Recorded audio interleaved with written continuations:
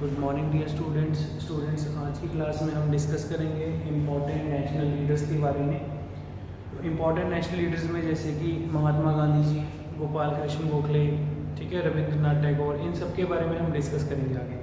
तो चलिए शुरू करते हैं स्टूडेंट। सबसे पहले महात्मा गांधी जी से। सो महात्मा गांधी जी के कुछ इंपॉर्टेंट फैक्ट, ठीक है। तो लाइक जो डायरेक्ट एग्जाम में क्वेश्चन आपका पूछा जाता है, ठीक है, कुछ ऐसे फैक्ट्स मैं आपको बताऊंगा। तो सबसे पहला पॉइंट, महात्मा गांधी का पूरा नाम क्या था? मोहनदास करमचंद गांधी, ठीक है, मोहनदास करमचंद गांधी। और उनके फादर का नाम क्या था? उनके फादर का नाम था करमचंद गांधी, ठीक है जी। महात्मा गांधी जी को महात्मा का टाइटल किसने दिया? Very very important question. Mahatma Gandhi ji को महात्मा का टाइटल किसने दिया था? रविंद्रनाथ टैगोर ने। स्टूडेंट्स, जब महात्मा गांधी जी भारत आते हैं 1915 में, जब वो इंडिया आए थे साउथ अफ्रीका से, उससे पहले उन्होंने अपने कुछ आंदोलन साउथ अफ्रीका में भी किए थे, कुछ मूवमेंट्स साउथ अफ्रीका में भी चलाई थी। फॉर एग्ज़ाम्पल, जो साउथ अफ्रीका में ब्रिटिश गवर्नमेंट ने कुछ ऐसे रूल्स बनाए थे इंडियंस के लिए, और जो साउथ अफ्रीका के अफ्रीकन थे नेटिव्स, ठीक है, उनके लिए, ब्लैक मासेस के लिए, तो वो एक बहुत बड़ा रेशियल डिस्क्रिमिनेशन पैदा करता था लोगों के बीच में। तो अपने आप को अंग्रेज सुपीरियर बताते थे, इंडियंस को कलर्ड या मिक्स कलर कहते थे कि मिक्स लोग हैं ये, इंडियंस मिक्स में आ जाते थे, और जो अफ्रीका के नेटिव थे उनको डार्क पीपल की कैटेगरी में रखते थे। तो इस तरीके से उन चीज़ों के खिलाफ गांधी जी ने बहुत स्ट्रगल किए, मूवमेंट्स किए, ठीक है। और गांधी जी साउथ अफ्रीका से ही बहुत ज़्यादा लोकप्रिय हो चुके थे दुनिया में, ठीक है। तो अपने कुछ मूवमेंट्स के कारण जो साउथ अफ्रीका में उनको जो जीत प्राप्त हुई, उसके कारण वो वर्ल्ड वाइड फेमस हो चुके थे। गांधी जी उस टाइम पे थे साउथ अफ्रीका में, लेकिन जो इंग्लैंड में, लंदन में जो अखबार छपता था, फ्रंट हेडिंग पे महात्मा गांधी की न्यूज़ आई होती थी कि आज वहाँ पर ऐसा कर दिया, आज गांधी जी ने वहाँ पर ऐसा कर दिया, ठीक है जी। तो इस तरीके से गांधी जी जो थे बहुत फेमस हो चुके थे। और 1917 में जब गांधी जी अपना पहला, भारत में पहला आंदोलन चंपारण मूवमेंट, स्टूडेंट्स आपको पता होना चाहिए, ये चीज़ें बहुत बार एग्जाम में पूछी जाती हैं। बिहार में जो उन्होंने चंपारण मूवमेंट किया था, जब चंपारण मूवमेंट किसका आंदोलन था? किसानों के लिए, ठीक है, बहुत सारे आंदोलन किसानों के लिए हुए थे पास्ट में भी। तो गांधी जी ने जब वो चंपारण मूवमेंट किया, वहाँ पर पीजेंट्स की, फार्मर्स की ये डिमांड थी कि हमसे जो ज़बरदस्ती अंग्रेज नील की खेती करवाते हैं, उस नील की खेती से हमारी लैंड अनफर्टाइल हो रही है, और उस बंजर ज़मीन का हम क्या करेंगे? तो इन चीज़ों के खिलाफ गांधी जी ने किसानों को सपोर्ट किया, ठीक है। और चंपारण मूवमेंट करते हैं। इस चंपारण मूवमेंट के बाद रविंद्रनाथ टैगोर उनको महात्मा का टाइटल देते हैं, ठीक है। इसके अलावा मलंग बाबा और नंगा फकीर किसने कहा है? तो ये जो टर्म है, नॉर्थ वेस्ट फ्रंटियर प्रोविंसेस, ठीक है, जो पाकिस्तान और अफगानिस्तान रीजन के कुछ कबालीज लोग थे, ठीक है, कबालीज लाइक वहाँ के ट्राइबल्स लोग थे, वहाँ के ट्राइब के लोगों ने उनको नंगा फकीर और मलंग बाबा का टाइटल दिया। तो स्टूडेंट्स, मैं आपको एक और पॉइंट बता दूँ, नॉर्थ वेस्ट फ्रंटियर के एक बहुत रिनाउंड पर्सनैलिटी हुए हैं खान अब्दुल गफ्फार खान, ठीक है जी। तो उन्होंने अपने लेवल पे वहाँ पर नॉन वायलेंस पीसफुली मूवमेंट चलाए थे, खान अब्दुल गफ्फार खान ने। उनको भी फ्रंटियर गांधी के नाम से जाना जाता है, ठीक है। महात्मा गांधी तो फेमस थी, नॉर्थ वेस्ट फ्रंटियर में एक और पर्सन बहुत फेमस था, उसका नाम था खान अब्दुल गफ्फार खान, ठीक है। इनको किस नाम से जाना जाता था? इनको फ्रंटियर गांधी, ठीक है, फ्रंटियर गांधी। ये मैंने आपको पहले भी बताया था स्टूडेंट, बहुत इंपॉर्टेंट पॉइंट है, एज इट इज एग्जाम में क्वेश्चन पूछा गया है। फ्रंटियर गांधी किसे कहा जाता है? खान अब्दुल गफ्फार खान को। तो इसके अलावा नेक्स्ट, हाफ नेक्ड सेंट किसने कहा है? बाय फराह मोसेर ने 1931 में, ठीक है, एक लीडर थे, ठीक है जी। राष्ट्रपिता का टाइटल किसने दिया? ये क्वेश्चन एग्जाम में पूछा गया है। राष्ट्रपिता महात्मा गांधी जी को कहा था सुभाष चंद्र बोस ने, ठीक है जी, राष्ट्रपिता। तो कुछ लोग कहते हैं कि राष्ट्रपिता का टाइटल किसने दिया है, और इवन के एग्जाम में भी ये क्वेश्चन पूछा जा चुका है। तो राष्ट्रपिता का टाइटल किसने दिया है? सुभाष चंद्र बोस। इंपॉर्टेंट पॉइंट है। नेक्स्ट, इंडियन ट्रेटर, इंडियन फकीर और ट्रेटर फकीर किसने कहा है? विंस्टन चर्चिल ने। स्टूडेंट्स, ये इंग्लैंड का प्राइम मिनिस्टर था विंस्टन चर्चिल। विंस्टन चर्चिल ने जो है इंडियन फकीर और ट्रेटर फकीर इस नाम से जो है गांधी जी को संबोधित किया। नेक्स्ट इंपॉर्टेंट पॉइंट है स्टूडेंट्स, गांधी जी का जन्म कब हुआ था? 2 अक्टूबर 1869 में। तो 2 अक्टूबर 1869 में उनका जन्म होता है पोरबंदर, गुजरात में। ठीक है। उनकी मदर का नेम क्या था? पुतलीबाई। फादर का नेम क्या था? करमचंद गांधी। जो इम्पोर्टेंट पॉइंट है ये बहुत ज़्यादा, महात्मा गांधी जी के पॉलिटिकल गुरु का नाम क्या था? स्टूडेंट्स, महात्मा गांधी के पॉलिटिकल गुरु का नाम था गोपाल कृष्ण गोखले। ये आपको पॉइंट टिप्स पे होना चाहिए, ये क्वेश्चन बहुत बार एग्जाम में रिपीट हुआ है। ठीक है जी, Gopal Krishna Gokhale as it is question आता है। गोपाल कृष्ण गोखले कौन थे या महात्मा गांधी के पॉलिटिकल गुरु कौन थे? नेक्स्ट, गांधी जी का लिटरेरी वर्क, उन्होंने बुक लिखी है हिंद स्वराज 1909 में। ये क्वेश्चन एग्जाम में पूछा जा सकता है, बहुत इंपॉर्टेंट है। और ये क्वेश्चन तो बहुत बार पूछा गया है। As it is direct question आता है कि बताओ ये किसकी ऑटोबायोग्राफी है? My experience with truth. My experience with truth किसकी ऑटोबायोग्राफी है? महात्मा गांधी की। ठीक है जी, तो ये पॉइंट आपके माइंड से निकलने ही चाहिए। नेक्स्ट इंपॉर्टेंट पॉइंट है स्टूडेंट्स, गांधी जी ने कुछ अखबारों के एडिटर्स भी लिखे थे। ठीक है जी, कौन कौन से उनके एडिटर थे? Indian opinion, Harijan and young India. तो इंडियन ओपिनियन, हरिजन और यंग इंडिया किनके एडिटर थे? महात्मा गांधी जी के। ठीक है। महात्मा गांधी जी को राष्ट्रपिता का दर्जा किसने दिया है? महात्मा गांधी जी को महात्मा का दर्जा किसने दिया है? ठीक है। ये क्वेश्चन एग्जाम में रिपीट हुए हैं, बहुत बार पूछे जाते हैं, आपको ये पता होना चाहिए स्टूडेंट्स। ठीक है, तो बाकी नोट कर दो, इम्पोर्टेंट पॉइंट है। G K Gokhale political guru. Take your time, note down these points.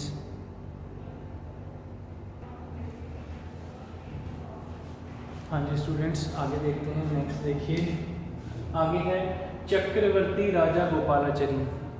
C Raja Gopalachari. Students, चक्रवर्ती राजा गोपालाचारी का जन्म हुआ था 1879 में और 1972 में इनकी डेथ हुई थी। चक्रवर्ती राजा गोपालाचारी एक बहुत बड़े पॉलिटिशियन तमिलनाडु के और एंटायर डेक्कन इंडिया, आप कह सकते हो साउथ इंडिया में, चक्रवर्ती राजा गोपालाचारी को as a equivalent Mahatma Gandhi ही माना जाता था। क्योंकि चक्रवर्ती राजा गोपालाचारी की भी जो आइडियोलॉजी थी, उनकी जो आइडियाज़ थे, वो गांधी जी से मैच करते थे और वो भी टोटली नॉन वायलेंस के ऊपर काम करते थे। ठीक है जी, कि हमने अहिंसा की राह पर चलना है, नॉन वायलेंस रहना है, ठीक है, अंग्रेजों से लड़ाई झगड़ा नहीं करना। तो ये चीज़ें सेम चक्रवर्ती राजा गोपालाचारी की थी। ठीक है। सो चक्रवर्ती राजा गोपालाचारी बहुत बड़े पॉलिटिशियन थे और बहुत बड़े लॉयर थे। कहाँ से? तमिलनाडु से। क्वेश्चन आ सकता है कि चक्रवर्ती राजा गोपालाचारी किस स्टेट से बिलोंग करते थे? तो तमिलनाडु से थे। ठीक है। They give up their practice during non cooperation movement. Students, जो 1920 में 1920 में नॉन कॉपरेशन मूवमेंट हुआ था, असहयोग आंदोलन हुआ था, उस दौरान ये उससे प्रभावित होकर इन्होंने अपनी जो लॉ की प्रैक्टिस है, मतलब कि इन्होंने कोर्ट पे जाना छोड़ दिया था। ठीक है, क्योंकि बहुत सारे लोगों ने उस टाइम पे जो भी ब्रिटिशर्स के द्वारा दी गई जॉब्स थी, ईस्ट इंडिया कंपनी के द्वारा दी गई जो लोगों को जॉब्स थी, लोगों ने उस काम पर जाना बंद कर दिया था। लोग ये रिफ्लेक्ट करना चाहते थे, लोग ये शो करना चाहते थे कि हम जो है अंग्रेज़ों का हर चीज़ से बायकॉट कर रहे हैं। तो उनमें से एक सी राजा गोपालाचारी भी थे। इन्होंने अपनी प्रैक्टिस छोड़ दी थी और नॉन कॉपरेशन मूवमेंट के दौरान ये खुद भी आंदोलन से जुड़ चुके थे। They started civil disobedience movement in Tamil Nadu. इन्होंने अपने लेवल पर तमिलनाडु में सिविल डिसोबीडियंस मूवमेंट शुरू किया था। ठीक है, और इनको अरेस्ट भी कर दिया जाता है for salt Satyagraha. Salt march इन्होंने भी किया था। ठीक है, हमने गांधी जी वाला सॉल्ट मार्च पढ़ा है, तो आपको ये पता होना चाहिए इन्होंने भी अपने लेवल पे सॉल्ट मार्च किया था और इनको भी अंग्रेजों ने अरेस्ट कर लिया था। ठीक है जी। He was elected as a CM of Madras in 1937। तो पहली बार जब प्रोविंशियल गवर्नमेंट्स डिक्लेयर होती हैं, उस टाइम पे प्रोविंसेस के CM भी डिक्लेयर होते हैं, तो पहली बार जो मद्रास के CM हैं ये इलेक्ट हुए थे। ठीक है जी। He resigned from INC in 1942 for the not accepting the Cripps proposal। इन्होंने 1942 में इंडियन नेशनल कांग्रेस पार्टी से रिजाइन कर दिया था, ठीक है, कि वो क्रिप्स प्रपोजल को एक्सेप्ट नहीं कर रहे, ठीक है, अपने मतभेद थे, हमने पढ़ा है क्रिप्स प्रपोजल में, ठीक है। And they prepare CR formula. तो स्टूडेंट्स मैंने आपको CR फॉर्मूला क्या था, चक्रवर्ती राजा गोपालाचारी फॉर्मूला, ये भी बता रखा है। CR फॉर्मूला में स्टूडेंट्स चक्रवर्ती राजा गोपालाचारी ने कहा था, अपना एक प्लान बनाया था जिसमें कि मुस्लिम्स के लिए लाइक प्रॉपर डिमार्केशन की गई थी कि कौन कौन से district wise, area wise, particular north west area of provinces में कहाँ कहाँ पे मुस्लिम्स को जो है स्टेट अलॉट करनी चाहिए, ठीक है, डिस्ट्रिक्ट अलॉट करनी चाहिए। और ये सब कुछ जो है प्रॉपर प्लबिसाइड करके होना चाहिए और प्लस एडल्ट सफरेज के अकॉर्डिंग होना चाहिए, ठीक है। तो ये चीज़ें मैंने आपको बता रखी हैं लेक्चर में, ठीक है। तो एडल्ट सफरेज का मतलब है कि जो भी लोग जिनकी वोटिंग एज बनती है, वोटिंग एज से ऊपर है, उन लोगों का जनमत करवाना चाहिए, ठीक है, इसका मतलब ये होता है प्लबिसाइड। तो नेक्स्ट है आगे, first and last governor general of India, very very important question. C Rajagopalachari हमारे देश के पहले और आखिरी गवर्नर जनरल थे फ्री इंडिया के। स्टूडेंट्स 1947 में जब भारत आज़ाद होता है तो उस टाइम पर देश का वाइसरॉय होता है लॉर्ड माउंटबेटन। लॉर्ड माउंटबेटन जब देश को आज़ाद करता है तो देश के तुरंत आज़ाद होने के बाद देश का पहला गवर्नर जनरल बन जाता है फ्री इंडिया का। मैं बात कर रहा हूँ फ्री इंडिया की, ध्यान से सुनना, क्वेश्चन ऐसे आएगा एग्जाम में कंफ्यूज करने के लिए। तो उस टाइम पे फ्री इंडिया का पहला गवर्नर जनरल बनता है लॉर्ड माउंटबेटन। देन उसके बाद लॉर्ड माउंटबेटन जब देश से चला जाता है तो उसके बाद नेक्स्ट गवर्नर जनरल बनाया जाता है सी राजा गोपालाचारी को। तो ये जो थे ये पहले और आखिरी भारतीय, first and last governor general of India, आप ये कह सकते हैं इंडियन, ठीक है, Indian first and last governor general of India कौन थे? सी राजा गोपालाचारी। कब से कब तक? 1948 से लेके 1950 तक। 1950 के बाद फिर जो है हमारे देश के पहले राष्ट्रपति डॉक्टर राजेंद्र प्रसाद देश के प्रेसिडेंट बनते हैं, ठीक है, आगे उनके बारे में पढ़ेंगे। Then he became the minister of home affairs in the country's first cabinet. देश के पहले कैबिनेट मंत्री, पहले कैबिनेट में मंत्री होम अफेयर्स, ठीक है, जिनको मिनिस्ट्री ऑफ होम अफेयर्स दिया गया था, वो थे सी राजा गोपालाचारी। तो अब आपको आइडिया हो गया होगा कि जो हमने हिस्ट्री में पढ़ा था सी राजा गोपालाचारी के बारे में, बहुत बड़ी पर्सनैलिटी थी, ठीक है, कोई छोटे आदमी नहीं थे। और ये पहले आदमी थे, he was awarded with the Bharat Ratna in 1954। पहली बार भारत रत्न जो है वो सी राजा गोपालाचारी को दिया गया था स्टूडेंट्स, ठीक है, तमिलनाडु के थे। पहला जो भारत रत्न है वो इनको दिया गया, और पहली बार जो भारत रत्न है वो 3 लोगों को दिया गया, तीनों ही तमिलनाडु से थे। सी राजा गोपालाचारी, सीवी रमन जो बहुत बड़े साइंटिस्ट थे, जिनके जन्म के उपलक्ष्य पे, जिनके बर्थडे पर जो है नेशनल साइंस डे सेलिब्रेट किया जाता है, ठीक है। और देश के पहले उपराष्ट्रपति, ठीक है, सर्वपल्ली राधाकृष्णन, डॉक्टर एस राधाकृष्णन, उनको भी भारत रत्न 1954 में ही दिया गया था, ठीक है। तो सी राजा गोपालाचारी पहले ऐसे पॉलिटिशियन थे जिनको भारत रत्न दिया गया था, बहुत इंपॉर्टेंट पॉइंट है, ठीक है। तो आई होप स्टूडेंट्स आपने सारे इंपॉर्टेंट पॉइंट समझ लिए होंगे। तो यहाँ से क्वेश्चन कैसे पूछा जा सकता है, ये क्वेश्चन तो बहुत ज़्यादा इंपॉर्टेंट है, मैंने आपको बता दिया है, first and last governor general of India, answer is C Rajagopalachari. As it is question exam में यही पूछा जाता है, बहुत इंपॉर्टेंट है, ठीक है। देन आगे उसके बाद नेक्स्ट है स्टूडेंट्स डॉक्टर राजेंद्र प्रसाद। जो डॉक्टर राजेंद्र प्रसाद थे हमारे देश के पहले राष्ट्रपति, ठीक है, इंडियन रिपब्लिक ऑफ इंडिया के पहले प्रेसिडेंट ऑफ इंडिया। स्टूडेंट्स यहाँ पे रिपब्लिक वर्ड का मतलब क्या होता है आपको पता होना चाहिए, मीनिंग द वर्ड रिपब्लिक। हम हर साल 26 जनवरी को रिपब्लिक डे सेलिब्रेट करते हैं, तो वो क्यों करते हैं ये आपको पता होना चाहिए, ठीक है। चलिए देखते हैं। डॉक्टर राजेंद्र प्रसाद स्टूडेंट्स 1884 में इनका जन्म हुआ, 1963 में एक्सपायर हो जाते हैं, ठीक है। दे participate in Swadeshi movement Champaran Satyagraha, non cooperation movement, civil disobedience movement, quit India movement, मतलब कि इन्होंने कोई मूवमेंट नहीं छोड़ी जिसमें इन्होंने पार्टिसिपेट ना लिया हो। और जैसे कि गांधी जी बहुत ज़्यादा फेमस थे पूरे देश में, वैसे ही डॉक्टर राजेंद्र प्रसाद भी बहुत बड़े पॉलिटिशियन थे, बिहार के थे, चंपारण मूवमेंट में हिस्सा लेते हैं। उसके बाद गांधी जी के साथ जुड़ जाते हैं, नॉन कॉपरेशन मूवमेंट में हिस्सा लेते हैं, सिविल डिसोबेड मूवमेंट में हिस्सा लेते हैं और क्विट इंडिया मूवमेंट में पार्टिसिपेट करते हैं। तो इसके अलावा स्टूडेंट्स कांग्रेस पार्टी के बहुत अच्छे लीडर थे, ठीक है। They founded national college in Patna, और पटना में इन्होंने नेशनल कॉलेज ओपन किया था। Elected as a minister in charge of food and agriculture in the interim government in 1946। तो मतलब कि स्टूडेंट्स जब देश आज़ाद होने से पहले इंटीरियम गवर्नमेंट बनाएगी कि जब देश आज़ाद हो जाएगा देश को चलाने के लिए कोई सरकार तो होनी चाहिए, ठीक है। तो उस इंटीरियम गवर्नमेंट में ये फूड एंड एग्रीकल्चर मिनिस्टर बनाए जाते हैं, ठीक है। और इसके बाद president of the constituent assembly बनाए जाते हैं। तो स्टूडेंट्स जब हमारे देश का संविधान लिखा गया, जो उसके लिए जो कॉन्स्टिट्यूएंट असेंबली बनाई गई, उस असेंबली के प्रेसिडेंट भी कौन थे? डॉक्टर राजेंद्र प्रसाद थे।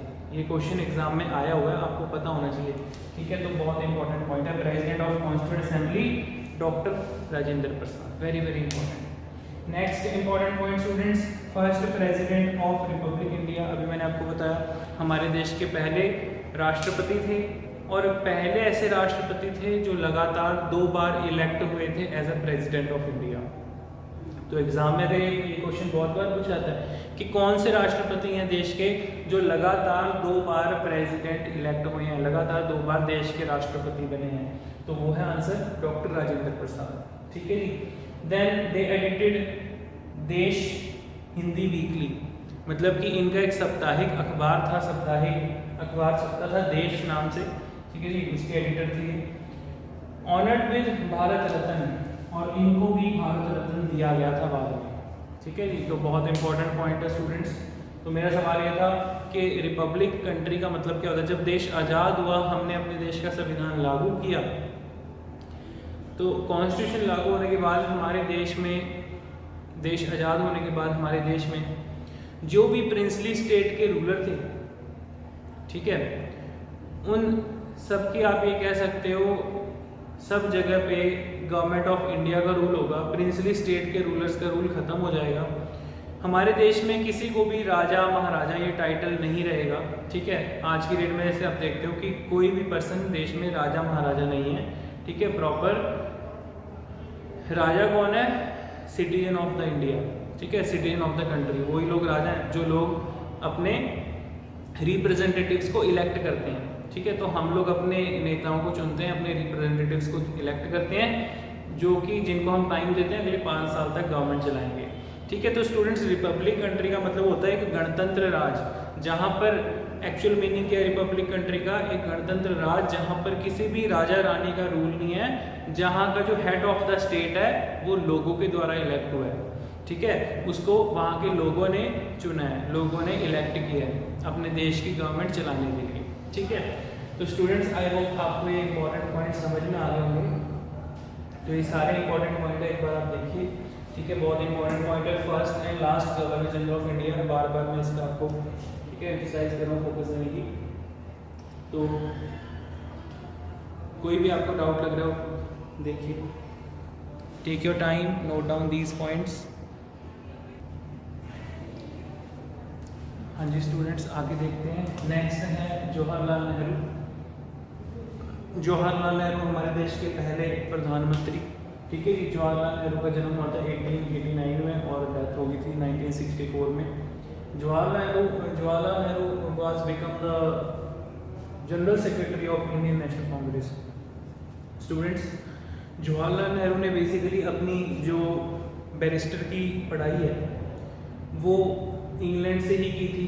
इंग्लैंड से पढ़ के भारत आते हैं, तो भारत आके वो जनरल सेक्रेटरी बनते हैं कांग्रेस पार्टी के 1928 में, और 1929 में प्रेसिडेंट बनते हैं कांग्रेस पार्टी के, ठीक है जी। तो कांग्रेस पार्टी के प्रेसिडेंट कब बने थे? 1929 में।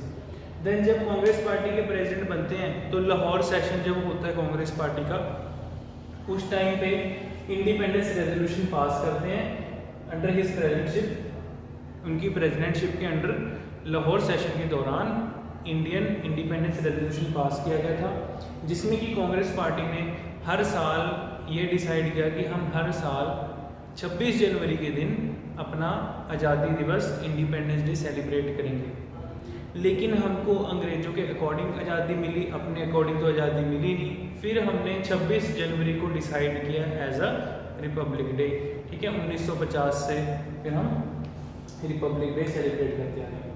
नेक्स्ट इंपॉर्टेंट पॉइंट है students, first prime minister of Republic India, तो ये आपको पता होना चाहिए, देश के पहले प्रधानमंत्री थे और सबसे लंबा टेन्योर था इनका, 1947 से 1964 तक देश के प्रधानमंत्री रहते हैं। देश के पहले डिप्टी प्राइम मिनिस्टर थे सरदार वल्लभ भाई पटेल, ठीक है, तो ये आपको पता होना चाहिए। नेक्स्ट इंपॉर्टेंट पॉइंट है students, architect of modern India के नाम से भी इन्हें जाना जाता है। तो एग्जाम में क्वेश्चन पूछा जा सकता है कि आर्किटेक्ट ऑफ मॉडर्न इंडिया किसे कहा गया है, आंसर इज जवाहरलाल नेहरू, ठीक है। बहुत इंपॉर्टेंट पॉइंट है क्योंकि इनकी जो सोच थी वो बहुत ज़्यादा मॉडर्न थी कि अपने देश को कैसे अपलिफ्ट करना है, ठीक है, कैसे देश को बढ़ाना है। नेक्स्ट इनकी कुछ इंपॉर्टेंट फेमस बुक्स हैं, discovery of India, the unity of India, तो यूनिटी एंड डाइवर्सिटी की बात इसमें की गई है। बेसिकली जो जवाहरलाल नेहरू की आइडियोलॉजी थी वो ये रिफ्लेक्ट करती थी, वो उन्होंने अपनी किताबों में ये लिखा है कि भारत एक फूलों का गुलदस्ता है जिसमें अलग अलग टाइप के फूल लगा रखे हैं। इसका मतलब ये है कि हमारे देश में इतना बड़ा देश है, इतनी सारी स्टेट्स हैं और इतनी सारी डिफरेंट कल्चर और लैंग्वेजेस बोलने वाले लोग हैं, तो फिर भी सब एक है, ठीक है। अगर आप इंग्लैंड में चले जाओ उन सब का सेम कल्चर है, सेम उनके ट्रेडिशंस हैं, ठीक है। आप यूएस में चले जाओ, उनके तो कोई कल्चर या ट्रेडिशन कुछ है ही नहीं, ठीक है। यूएस में वहाँ के नेटिव्स नहीं है, सभी लोग बाहर से आके वहाँ पे बसे हुए हैं, ठीक है। तो unity of India, glimpse of the world history, a bunch of old letters, तो ये जो है ये जो किताब का नेम है बंच ऑफ ओल्ड लेटर्स, ये इन्होंने अपनी बेटी इंदिरा गांधी को लिखी थी, जो चिट्ठियाँ, उसके ऊपर इन्होंने किताब लिखी थी जब ये जेल में थे। तो जब जवाहरलाल नेहरू जेल में थे तो वहाँ से अपनी बेटी को जो इन्होंने लेटर्स लिखी हैं तो उनके ऊपर किताब लिखी गई है, ठीक है। इंडिया एंड आफ्टर, भारत और उसके बाद आगे क्या, ठीक है, India and the world, Bharat और दुनिया, तो ऐसी बहुत सारी तमाम किताबें लिखी हैं।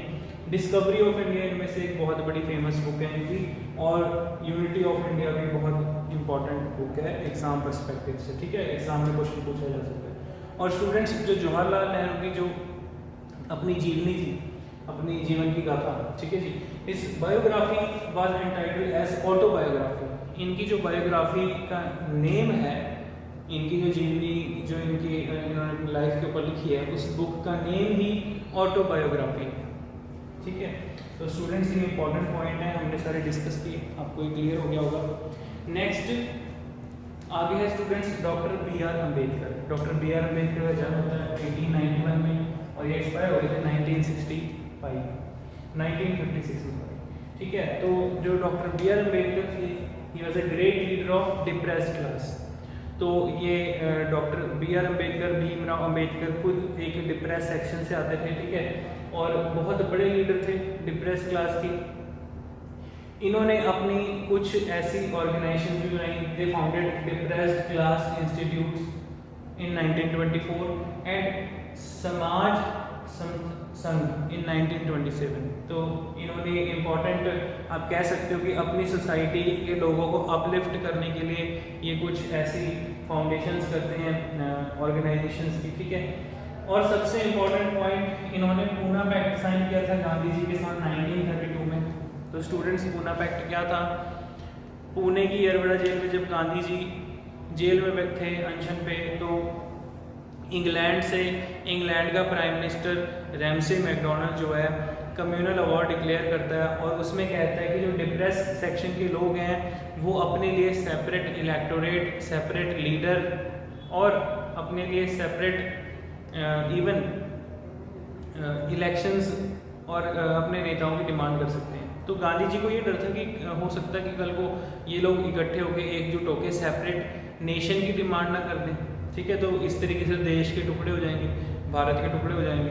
तो इस चीज़ को लेके फिर ये गांधी जी को मिलने जाते हैं और उनके साथ समझौता करते हैं, कहते हैं कि हम आपके साथ रह के देश को आज़ाद कराएंगे, ठीक है। तो इम्पोर्टेंट है, बी आर अम्बेडकर का रोल बहुत बड़ा है, ठीक है, इन सब चीज़ों में नेशन की लिबर्टी के लिए। They organise the Indian labour party and schedule caste federations. तो इन्होंने ये अपने लेवल पे पार्टीज भी चलाई थी, ठीक है, इंडियन लेबर पार्टी और शेड्यूल कास्ट फेडरेशंस। तो ये अपने अपने लेवल पे काम कर रहे थे, गरीब लोगों को, जो दलित लोग थे, जो शेड्यूल कास्ट लोग थे, उन लोगों को अपलिफ्ट करने के, ठीक है। Chairman of drafting committee, very important question. ये क्वेश्चन एग्जाम में पूछा गया कि जब हमारे देश का संविधान बनाया जा रहा था तो संविधान बनाने के लिए ड्राफ्टिंग कमेटी के चेयरमैन कौन थे। 4 ऑप्शन दे देंगे, डॉक्टर राजेंद्र प्रसाद, जवाहरलाल नेहरू, सुभाष चंद्र बोस या फिर डॉक्टर बी आर अम्बेडकर। तो answer is doctor B R Ambedkar. Clear है स्टूडेंट्स। नेक्स्ट, रिपब्लिक पार्टी इन्होंने बनाई थी अपनी 1956 में। तो 1956 में ये अपनी अलग एक और पार्टी बना रहे हैं, रिपब्लिक पार्टी, ठीक है, इंपॉर्टेंट है। ही embrace Buddhism toward end of his life. तो अपने जीवन के आखिरी दिनों में इन्होंने बुद्ध धर्म को अपना लिया था, इंपॉर्टेंट पॉइंट है, ठीक है जी। तो बेसिकली इनकी जो आइडियोलॉजी थी वो मनुस्मृति के खिलाफ थी। इन्होंने दिल्ली में ही कॉन्स्टिट्यूशन असेंबली के बाहर मनुस्मृति को भी आग लगा दिया था, ठीक है।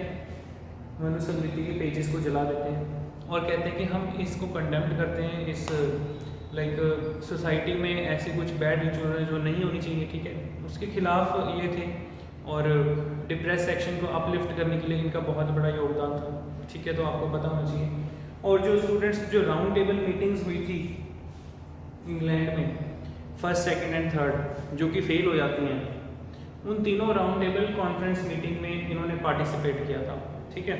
तो उसके अलावा ये इंपॉर्टेंट पॉइंट है, क्वेश्चन आ सकता है, डिप्रेस क्लास सोसाइटी से कौन बिलोंग करता है, डिप्रेस क्लास इंस्टीट्यूट और समाज समता संघ, ये किसने बनाया था, ठीक है। शेड्यूल कास्ट फेडरेशन, ये किसने बनाया था, इंडियन लेबर पार्टी के कौन थे फाउंडर। तो इस तरीके से क्वेश्चन पूछे जा सकते हैं एग्जाम में। पूना पैक्ट क्या था, ठीक है। तो आई होप आपको सारे पॉइंट क्लियर हो गए होंगे स्टूडेंट्स। एक बार अच्छे से देखिए, टेक योर टाइम। तो स्टूडेंट्स, इस लेक्चर में हमने सारे इंपॉर्टेंट लेक्चर्स अपने इंपॉर्टेंट लीडर्स कवर किए। इसके अलावा हम और भी अपने इंपॉर्टेंट लीडर्स कवर करेंगे अपने नेक्स्ट लेक्चर में, ठीक है। तो आई होप आपको ये समझ में आ गया होगा। तो सारे इसमें से बुलेट पॉइंट्स स्टूडेंट्स मार्क कर लो, एग्ज़ाम में जो बार बार पूछे गए हैं, एग्ज़ाम में रिपीट होते हैं क्वेश्चन, ठीक है, तो वो आपको टिप्स पे होनी चाहिए।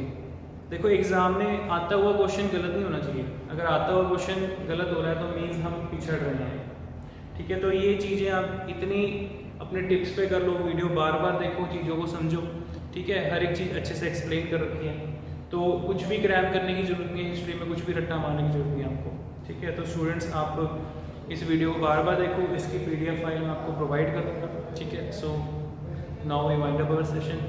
Thank you.